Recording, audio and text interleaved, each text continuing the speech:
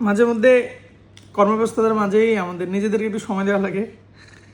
খাচ্ছি টক দই, এর আগে যদিও বিরিয়ানি খিচুড়ি এগুলো খেয়েছি।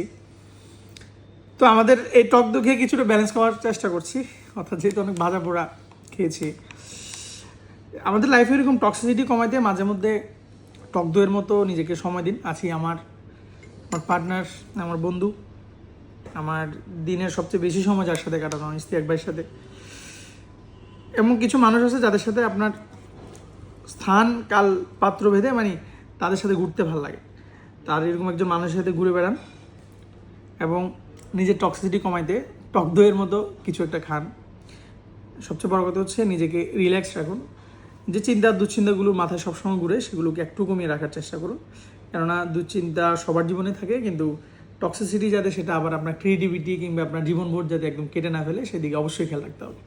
ভালো কিছু খান, ভালো চিন্তা করুন। ধন্যবাদ।